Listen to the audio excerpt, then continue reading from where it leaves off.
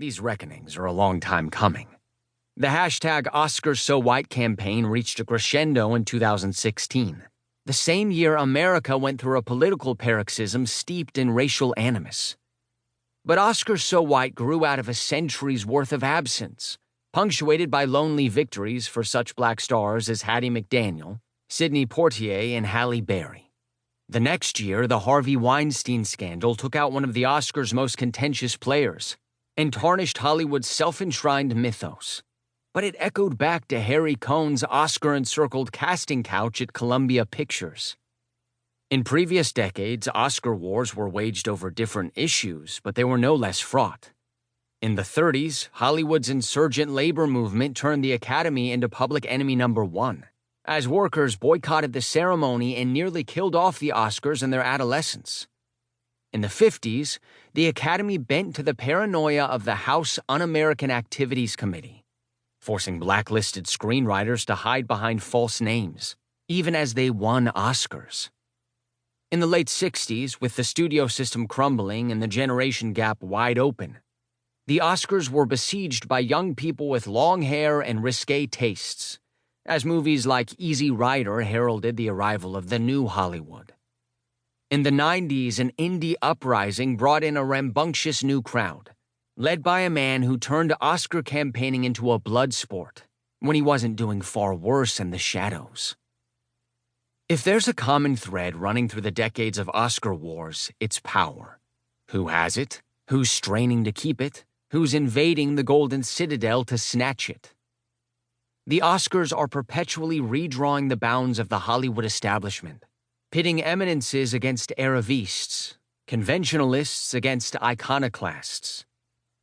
As soon as the Academy Award was invented, people in Hollywood wanted it, because it created an organizing principle for power and prestige in a town whose hierarchy is always shifting beneath its denizens' feet. The statuette is a talisman that elicits powerful desires for attention, for recognition, for clout, driving its suitors toward folly or excess or desperation.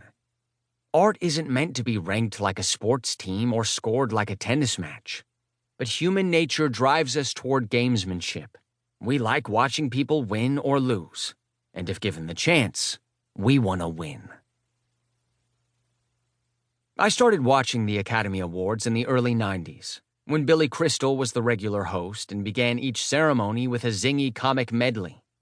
And not an ounce of smut, it ain't called Howard's Butt, they call it Howard's End, he crooned in 1993 to the tune of Hooray for Hollywood.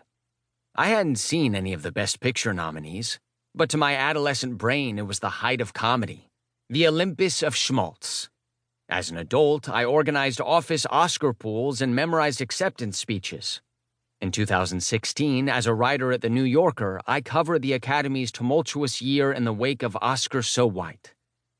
Led by its first black president, Cheryl Boone Isaacs, and its CEO, Dawn Hudson, the Academy was under fire for an initiative to recruit new, diverse members and demote others who had been inactive in the industry to emeritus status, a plan that had old-timers looking at their IMDb pages and panicking. The issue had cracked open Hollywood's fault lines of age and ideology. But, as I soon learned, it had all happened before. In 1970, the same year Midnight Cowboy became the first X-rated movie to win Best Picture, Academy President Gregory Peck had launched a similar plan to yank the membership into the present, and it also received rafts of angry letters. Now, some of the hip young talents of the new Hollywood were seasoned pros writing incensed op-eds in The Hollywood Reporter, howling against their perceived obsolescence. In February 2017, I went to the Oscars for the first time. Sitting in the press room at the Loews Hollywood Hotel, where dozens of journalists from around the world sat at long tables, I watched the show on a monitor. Occasionally, the newly minted winners were shown in to answer questions. In the back of the room was a reference table where Academy librarians sat with thick binders. Toward the end of the night, the energy in the room flagged as we lurched toward an inevitable Best Picture win for La La Land. When Faye Dunaway announced it as the winner, the reporters applauded warmly and wrapped up their stories. Then all hell broke loose. On screen, a La La Land producer